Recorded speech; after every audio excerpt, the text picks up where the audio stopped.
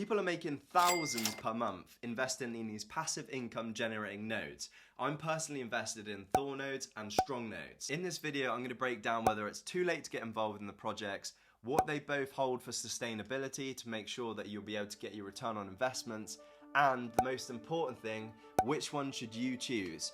Thor Nodes versus Strong Nodes. If this sounds like something you're interested in, then stick around for the video.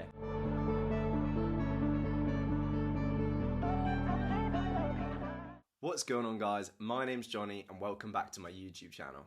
If you're new here, I'm Johnny. I'm leaving the Navy in 12 months and I created this channel to document my journey of going from £1,000 to £1 million, as well as, and what this video is going to be about, all the ways that you can generate passive income streams online today. And because crypto's booming, most of my videos are about crypto, but when that fizzles out, there's going to be loads of different online side hustles that I'm going to try taking all the risk and reporting back so you guys know exactly what works and what doesn't.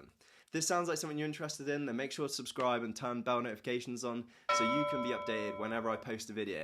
And with these crypto uploads, these could be time sensitive, so it's important if you want to get involved early to put that bell notification on. So what are we talking about today? We're going to be talking about Strong Nodes and we're going to talk about Thor Nodes. Both projects that I'm personally invested in, so I'm giving you an unbiased, objective comparison of how much you would need to invest, what the return on token time is, and which one objectively would be the better investment at the current prices. So let's get into the video. Cheers. So I'm going to start off with the most important part. This is not financial advice. I'm not your financial advisor. I'm just giving you an insight on what I'm invested in and documenting exactly my experience with these projects. If you choose to invest, then please look into these projects, be following the Discords, because I can't announce stuff as it's going live. So I may pull my money out of certain things before you guys have, before I've made a video about it. So just be aware that this is not financial advice. I'm making these videos to document my journey and seeing what works, and I'm trying to be as objective as possible in all the projects, telling you the risks and what the rewards are so you can make an educated decision on whether you want to invest your personal money. Remember, it's crypto, things can change in the blink of an eye, so please don't take what I'm doing as gospel and follow me along, because I'm not your financial advisor, I'm not your dad, I'm not your grandma, I'm just some guy on the internet. So now we got that out of the way, let's talk about what's the most important part of these projects. They're offering you lifetime rewards for your initial investment. So once you've got that return on token back, then technically you can be just living off that passive income. Get money, don't let these people fool you. But what are the future updates to make sure that these projects actually are sustainable? We're going to do a brief overview over what Strong is doing and what Thor is doing. So let me jump right in with Thor Nodes. Thor Nodes' price is about half. It's gone from about $200 to sub $100. Don't panic if you're invested, and two, if you're not invested, then this could be an amazing buying opportunity. Not financial advice, but if I was an investor looking to get involved in Thor, I'd be hella excited about this price because it's kind of been artificially deflated. This sell-off and price action actually has been caused by the devs. What do I mean by that? They're not trying to self-destruct the protocol, but they're moving from the fork of Ring to their new smart contract, which is going to be a whole revamp. And as part of the process of updating these smart contracts, they couldn't guarantee that your old rewards wouldn't be taxed with the new rewards cut. So what they've asked everyone to do is claim their rewards as soon as possible. That, combined with the fact that the rewards cut has hit with Odin and the first Odin creators are getting their return on token, means that obviously you're expected to have this sell-off. But why do I think this is a great time to buy in? Because all these Odin node holders, including myself, have either compounded or they've sold and they've got their initial investment back. And I think this is a good floor level for the Thor price to just grow from here.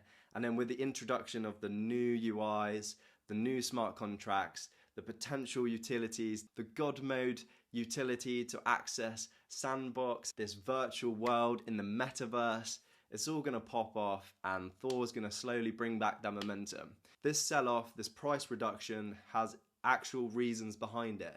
So to me, that is good news because it's not like people losing faith in the project. It's just the old high reward scheme is coming to an end. Everyone's getting their initial investments back and they're selling off. Don't be alarmed at the price change. It's not the project is dying. It's not everyone losing faith. It's just something that had to happen to transition into new smart contracts and new beginnings. On the lines of that, for sustainability, Thor noticed that there was too many nodes being created and the rewards needed to pay those out was not going to be sustainable.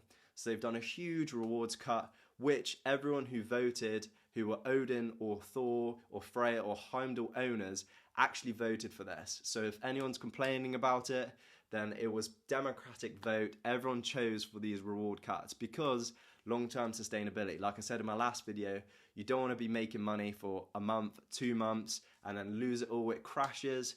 You want to be making money consistently over time because passive income over time is so much better than a pump and dump, and everyone's happier in the end of it because it builds a nice sustainable ecosystem. So that's great news about sustainability. There's a lot of things up in the air about obviously the treasury investments and whether they're actually producing enough yield to be able to pay the tokens, which currently they aren't, but this infrastructure is in place, and with growth of the project and future growth, it's only going to get better from here. Additionally, you've got all the new changes coming with the smart contracts, and they're going to be releasing NFTs and complete revamp. So I'll make a whole new video on that. But they're looking towards sustainability, which is great. And the return on token time for the node I'm going to be comparing will be 77 days, which is the Odin node. So now let's talk about Strongblock. So the strong nodes have made moves already towards sustainability. When they first started, like Thor, they had these massive reward cuts. It caused upset in the community, it caused price action changes. Now they've had these set rewards for a while. What they're introducing on the new nodes created, Polygon, and it will be on Phantom nodes, is tapering. When you get to that point of like 108 days, where you've got your 10 strong tokens back that you invested, the rewards will then start tapering. So you get less and less rewards per day from that point of return on token. This is good because the rewards decay on the nodes, so people stockpiling like 50 or 100 nodes aren't just milking the rewards pool dry. As well as obviously long-term sustainability, people are having to reinvest again to then get those higher reward rates. What else are they doing? What other exciting future news do they have? So in the last AMA, they talked about releasing of Strong Chain, and they've got some future updates about that.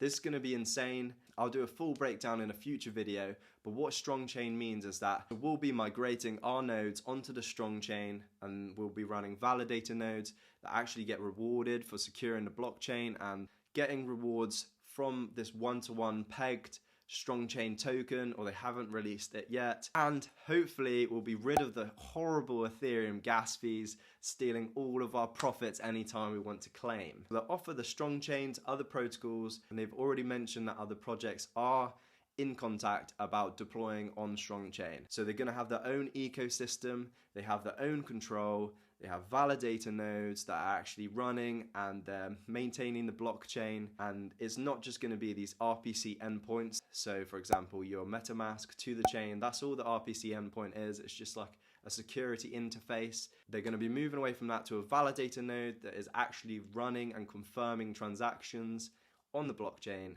So this is great news for future utility and sustainability. So that's a little comparison of the future things that are coming out for Strong.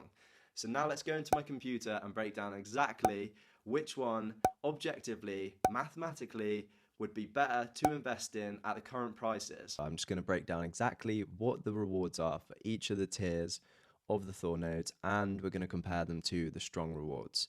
So as you can see, the current price of Strong is 332, and the current price of Thor is 66, but I'm going to call it 65 because that's what it's been roughly today. To create an Odin node, it costs 78 Thor, and per day you get 1, and every 30 days you get 30.6. So this works out to roughly about 1.3%, and then it roughly has a gas of about 50p. It's so cheap on AVAX. And then you have a 10% tax when you go to sell, and then you have a £59 per month fee when they bring out the new smart contract. So this comes to around 77 days return on investment, or return on token, because see, the the price can fluctuate. So obviously Thor is so much cheaper than it used to be. However, because it's all done in ratios and percentage returns, we can still keep on the 77-day return. So then compare that to a Thor, and that would be 12.5 Thor to create one node, 0.144 Thor per day. Over the month, it will be 4.3, so that's 1.15%. And then again, it's such cheap gas fees. This one has an 8% tax. And then we'll go over and it has roughly £15. So this takes you to around 87 days return on token. And then we come down to the strong. So 10 strong to create one strong node, and you get roughly a 0.09 strong per day on the Ethereum 1.0 nodes, and then you get slightly more on the Polygon nodes. However, they do decay over time. So for the ease of this, I'm just going to go with the Ethereum 1.0 nodes, as they haven't actually released exactly what the bottom will be for the decay and rewards of Polygon. So I'm just going to keep with the numbers that we know to keep it simple. So over 30 days, you make 2.7 strong, which come to 1.1%. This is the biggest difference between strong and Thor when it comes to chains, is that the gas is so high. Gas fees on Ethereum are ridiculous. They're literally so expensive, and it completely puts me off the whole Ethereum blockchain. It's just because every transaction costs so much. So let's say you're going to claim every 30 days, it'll cost you £80 to claim, and then plus you have every 30 days you have to pay an £11 maintenance fee.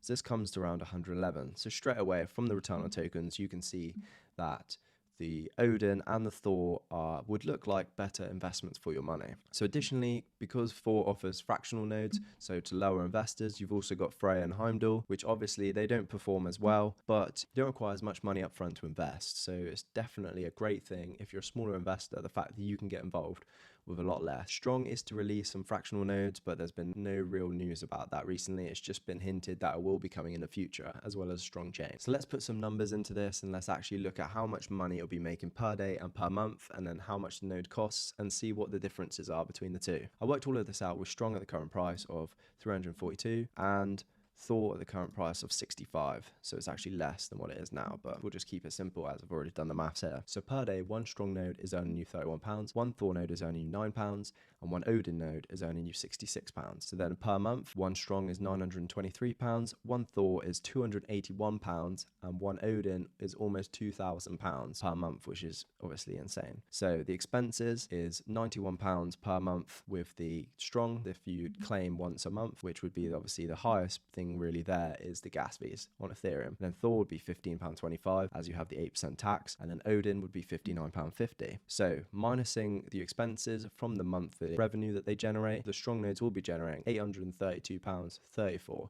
So after 111 days, that would be generating £832 and 34p profit, which is still insane every month. And then Thor nodes will be generating £265 and 55p per month. Again, after 87 days, that would be all profit. And then Odin will be generating £1,929 and 50p per month. So after the 77 days, then you'll be starting generating profits on that. So this would then become profit, which is insane. So obviously, clearly there's a massive range here. So we've got to put it in respective to one-to-one ratios roughly. So what I've done here is I've done one strong node is £1,420 at current price, as you need 10 strong. I haven't added any like the gas fees it would take to actually create a node. I'll just keep it simple here. Go with just exactly how much 10 strong tokens cost. One strong node, 3,420. To get the equivalent amount per month for my Thor nodes, you'd need 3.1 Thor nodes per one strong to be able to get the same. So obviously you can't get fractions of a node, but just for simple maths, it's visually obvious. You can see that 3.14 nodes would cost you 2,542. To be able to earn the same daily amount in pounds of one strong node, you'd need 3.12 Thor nodes. That would cost you £2,542, which is obviously a massive difference. It's almost £1,000 cheaper. It makes more financial sense to buy a Thor node. And then when you look at an Odin compared to a strong, after realizing that my maths are wrong and recalculating, we'll go back to what the savings are and the differences. So we've worked out what the difference is for Thor nodes. So then when it comes to Odin, to be able to generate the £1,929.50 per month, you'd need 2.32 strong nodes. Obviously, again, we're just doing it in fractions, so it's exactly the maths. Instead of, for this, obviously, if you wanted to match it, you'd have to do 3 strong nodes, and then it would be a bit unequal because obviously it costs loads more to make 3 full ones. So we're just doing it for simple maths this way. So to generate £1,929.50 per month at the current price, you need 2.32 strong nodes. That would cost you £7,933, and the difference would be £2,854. So for the savings, you could actually make another equivalent of 1 strong node with 3.14 nodes, and then still be generating that £1,929 per month, and also you could be generating that £832. So you could be generating like almost 3.7k from, instead of having 2.3 strong nodes, you could just have 1 Odin node and 3.12 Thor nodes, or you'd have to have 4 Thor nodes. After looking at the numbers, it makes way more financial sense to be investing into Odins or Thor nodes rather than strong nodes. However, you've got to consider which project do you support the most, which one do you like the devs of the most, which one do you think has the most future utility.